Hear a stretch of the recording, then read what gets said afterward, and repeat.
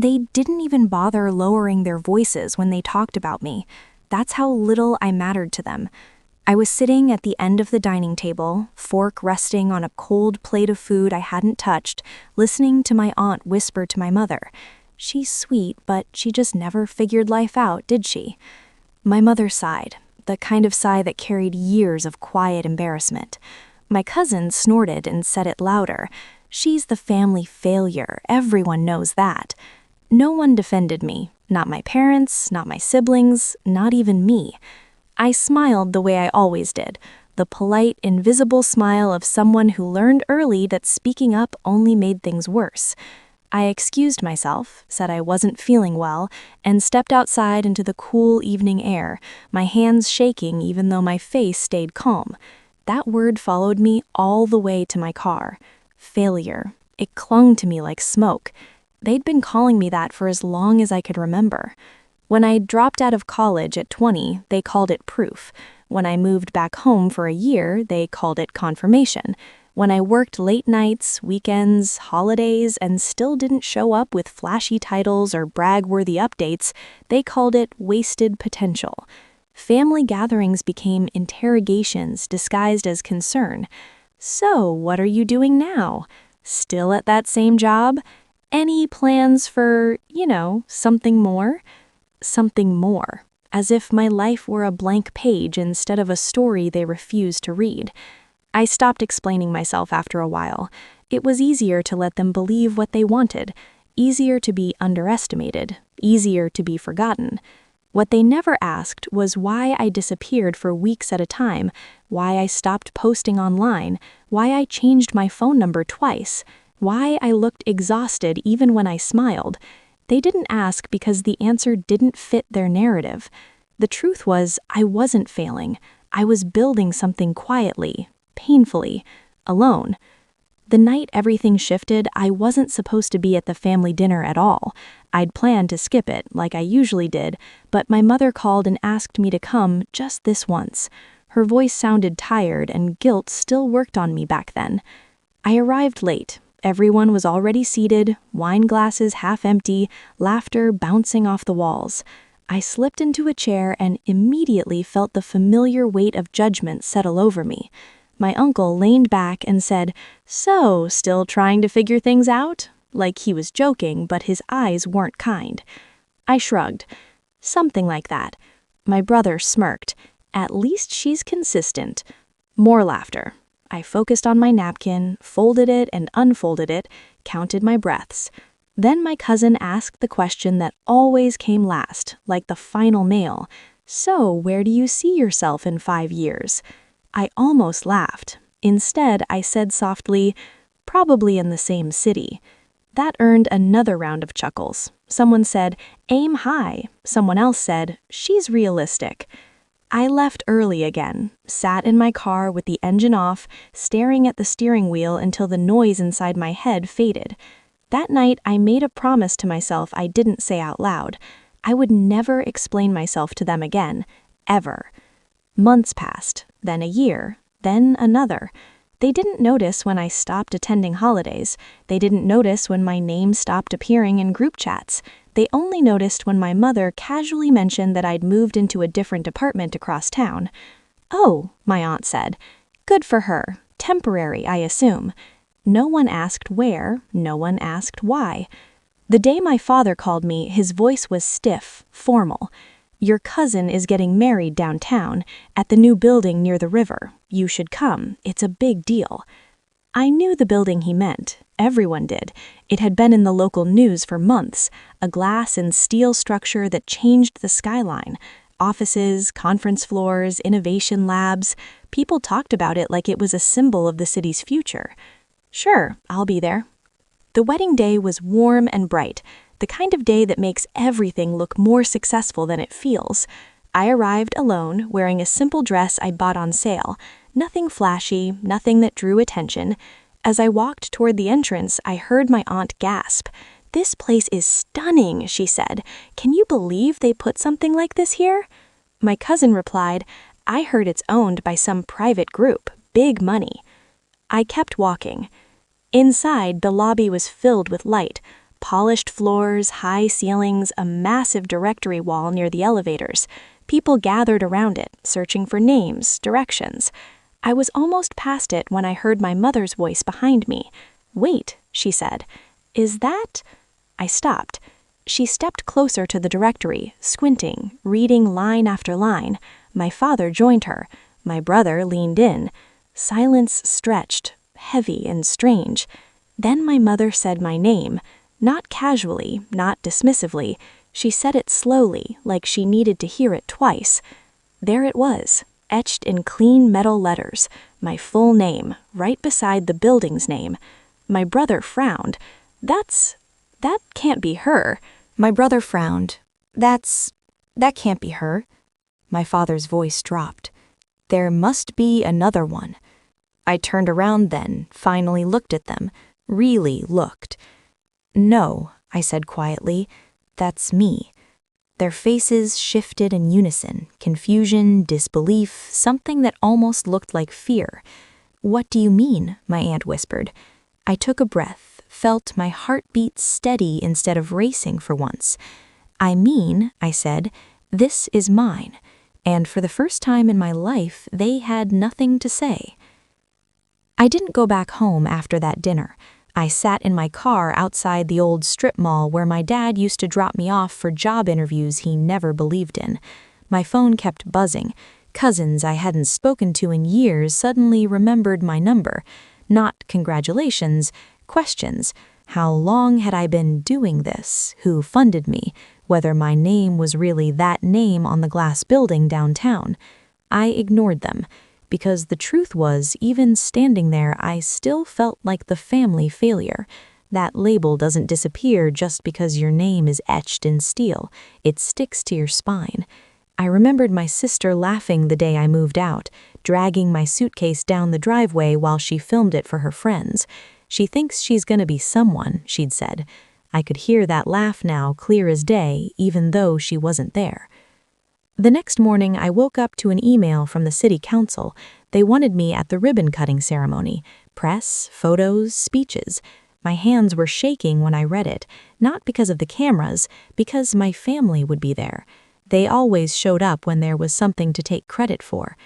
At the ceremony, I stood behind the podium staring at the crowd, and there they were, my parents in the front row, my sister beside them, arms crossed, jaw tight.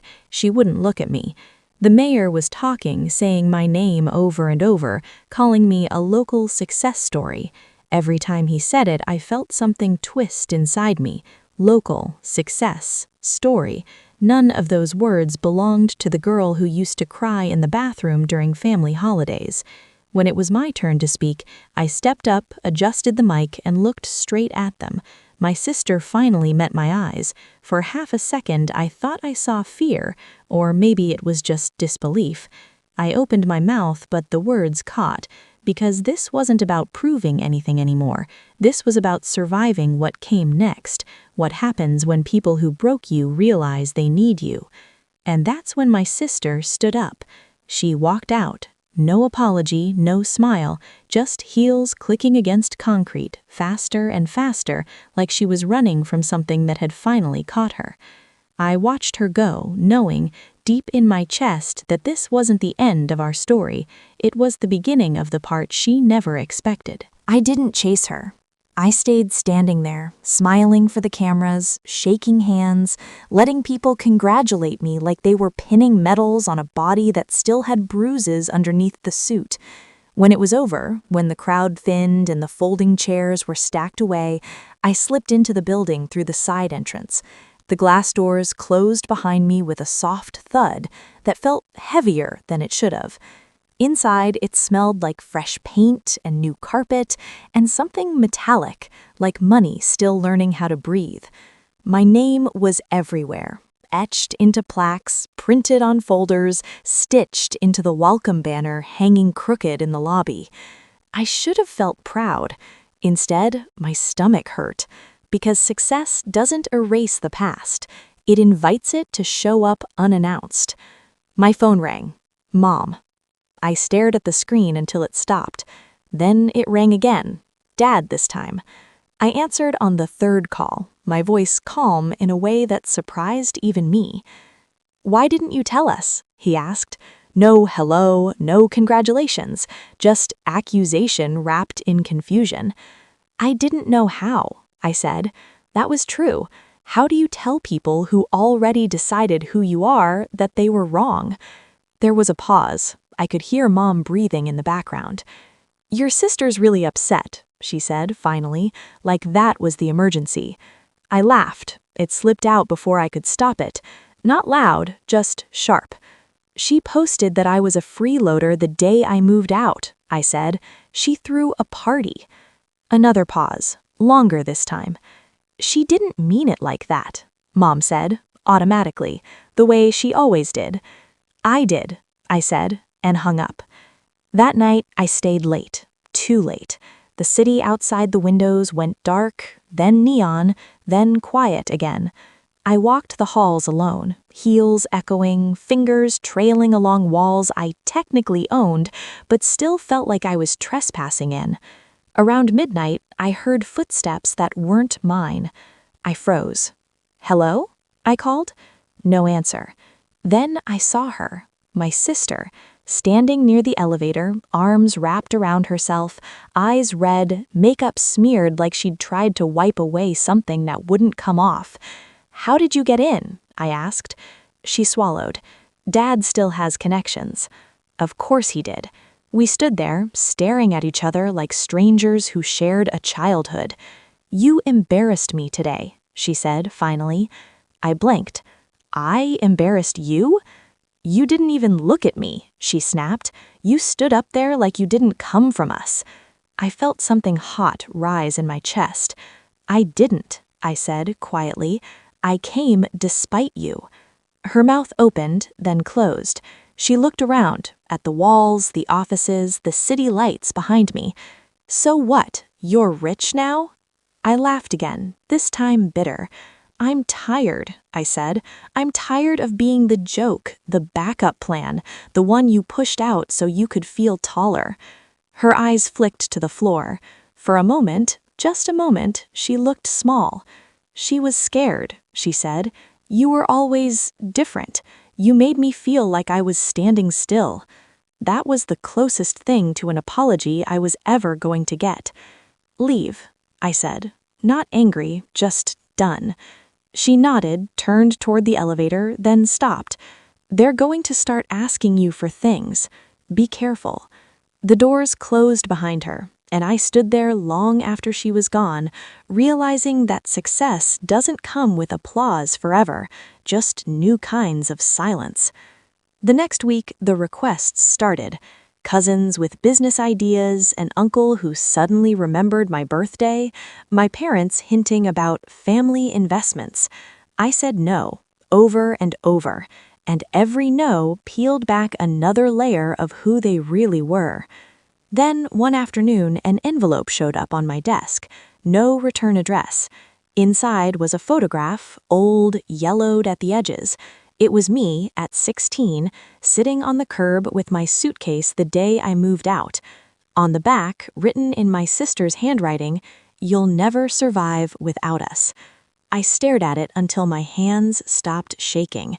Because now, they weren't just watching me succeed. They were afraid what I might remember next. I didn't tell anyone about the photo. I slid it into my desk drawer like it might crawl out on its own if I left it in the open. For days after that, I caught myself glancing over my shoulder, half expecting to see my sister's reflection in the glass walls, or my parents standing in the lobby pretending they just happened to be nearby. The thing about building something from nothing is that you never stop waiting for it to be taken away. 2 weeks later, my assistant knocked on my door and said, "There's a woman here asking for you by your full name. She says it's personal." I already knew. "Send her in," I said, and hated how steady my voice sounded. It wasn't my sister this time. It was my mother. She looked smaller than I remembered, like the years had finally started collecting their debt. She clutched her purse with both hands, eyes darting around my office like she was afraid to touch anything. "I didn't know where else to go," she said. I gestured to the chair across from me. She didn't sit. "They're talking about you," she continued. "At church, at family dinners. People are asking questions." I raised an eyebrow. "About my building?" "No," she said quickly. "About why you don't help." There it was. Clean, honest, ugly. I leaned back and studied her. This woman had watched me pack my bags at 17 and said nothing, had let my sister call me dead weight, had nodded along when relatives joked that I'd be back begging within a year. "What do you want?" I asked. She hesitated. "Your father's business, it's not doing well. We thought maybe—" I stood up so fast my chair rolled back and hit the wall. "You threw me out," I said. "You didn't call when I slept in my car. You didn't ask how I ate. And now you're here because people are whispering." Her eyes filled with tears, and for a second I almost folded. Almost. "We're family," she whispered. "No," I said. "We're history." She left without another word. I watched her walk through the lobby on the security monitor, shoulders hunched, disappearing into the revolving door like she'd never been there at all. That night, I dreamed I was back in my childhood bedroom, walls bare, suitcase open on the bed, only this time the door wouldn't open no matter how hard I pulled. I woke up with my heart racing, sheets twisted around my legs. The next morning, I got an email from legal. Subject line: urgent, claim filed. Someone in my family, anonymously, was contesting ownership of the building, alleging I'd used shared family assets to fund it. It was weak, sloppy, but it was real. I laughed out loud, a sharp, humorless sound that echoed in my empty office.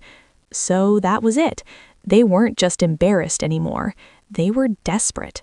I forwarded it to my attorney and stared out at the city, watching traffic crawl like nothing in the world had changed. Somewhere out there, my sister was probably telling a new version of the story, one where she'd been wronged, one where I'd stolen something that was never hers. My phone buzzed with a text from an unknown number. "You think your name on a building makes you untouchable." I didn't reply. Because for the first time, I wasn't afraid of them coming for me. I was curious how far they were willing to go, and what else they might expose if they kept digging. The hearing scheduled faster than I expected. 3 weeks, just enough time for rumors to ferment, for half-truths to turn into consonant lies. I could feel it even before anyone said a word to my face. The way people in the building started asking softer questions, the way emails suddenly included legal teams CC'd just in case. That's how poison works. It doesn't scream, it seeps. My lawyer, Marcus, sat across from me in the conference room, sleeves rolled up, tie loosened. "This is weak," he said, tapping the folder. "No paper trail, no transfers, no shared accounts. It's smoke." "Smoke still chokes," I said. He looked at me for a long second. "You expecting something else?" I didn't answer, because that was the problem. I was.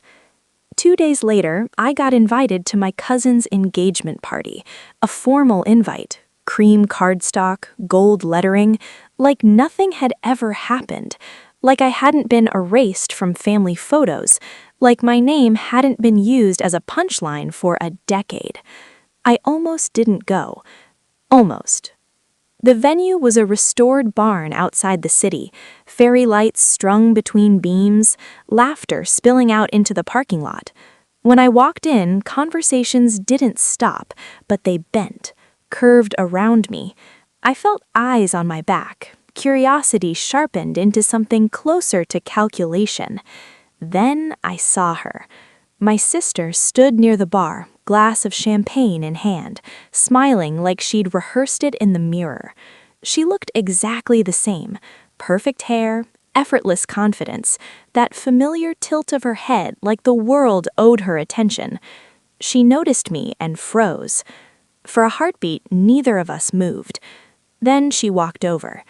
"I didn't think you'd come," she said, voice bright. just loud enough for people nearby to hear. "I didn't think I'd be invited," I replied. She laughed, a little too hard. "Well, family." There it was again, that word, used like a leash. She leaned in closer, lowering her voice. "You should have told us you were doing so well." "You should have asked," I said. Her smile tightened. "We're asking now." I met her eyes. "No, you're taking." Before she could respond, our aunt appeared, arms open wide. There she is, the famous one. Famous, not daughter, not cousin, not sister. The night blurred after that. Small talk, stiff hugs, sideways glances. I felt like an exhibit, proof that the story they'd told themselves had been wrong, and that terrified them more than any failure ever could. Later, as I stepped outside for air, someone followed me. "You don't remember me, do you?" a woman said. I turned. It was my brother's fiancée. She looked nervous, fingers twisting together. "I just wanted to say, I heard things, growing up, about you." I waited. She swallowed. "None of it matches what I see now." I smiled, but it didn't reach my eyes. Stories are convenient. She hesitated, then said quietly, "Your sister is scared." That surprised me. Of what? She glanced back toward the barn. "Of what you might say or prove." The hearing came and went like a bad storm.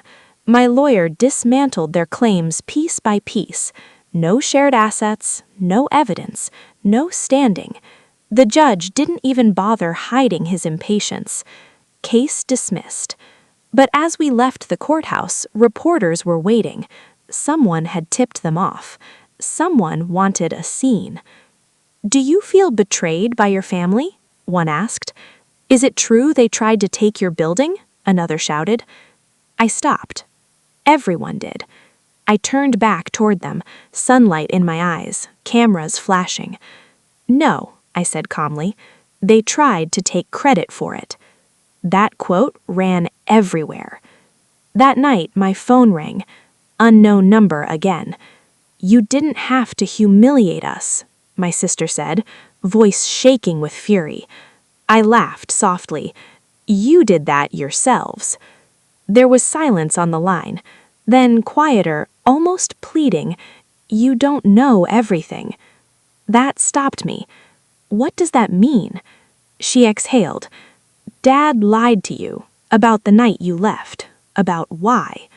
My grip tightened on the phone. "I'm done listening," I said, and hung up.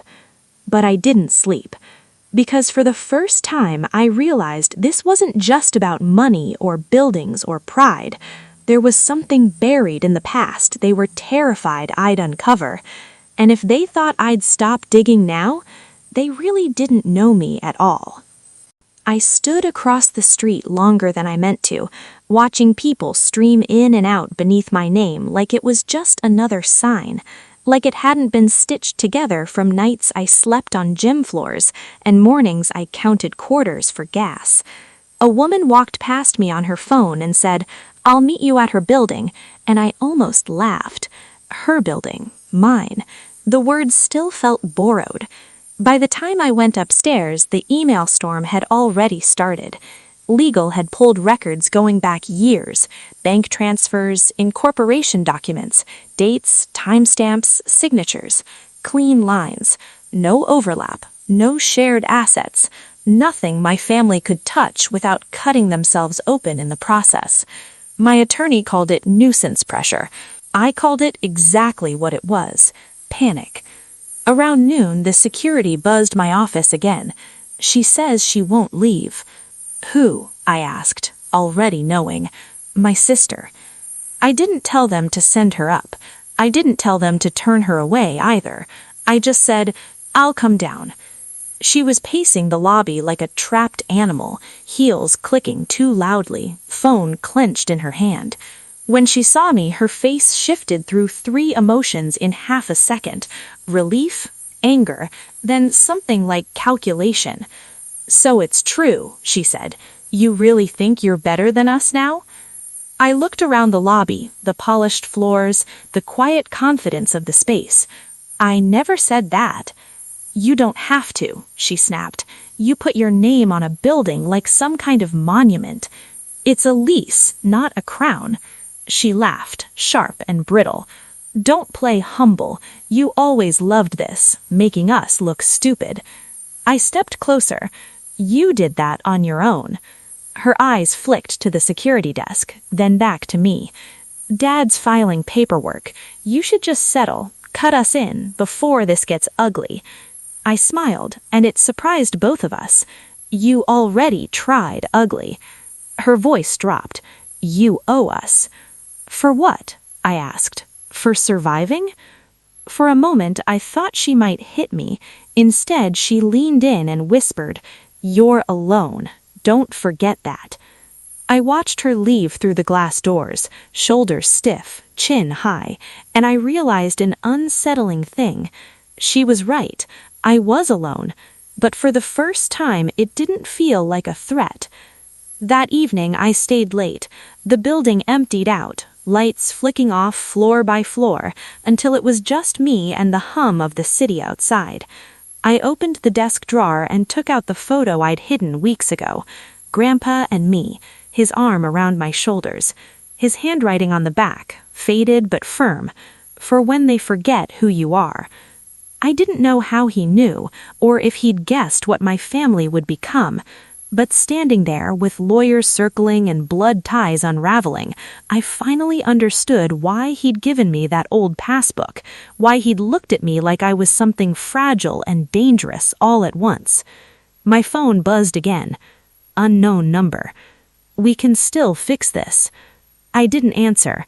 Outside, the city kept moving. Tomorrow there would be filings, calls, stories rewritten again. Maybe court. Maybe silence, maybe something worse. I turned off the lights, stepped into the elevator, and watched my reflection blur in the mirrored walls as I descended. They had spent years calling me the family failure. Now they were knocking on my door, and I hadn't decided yet whether I was going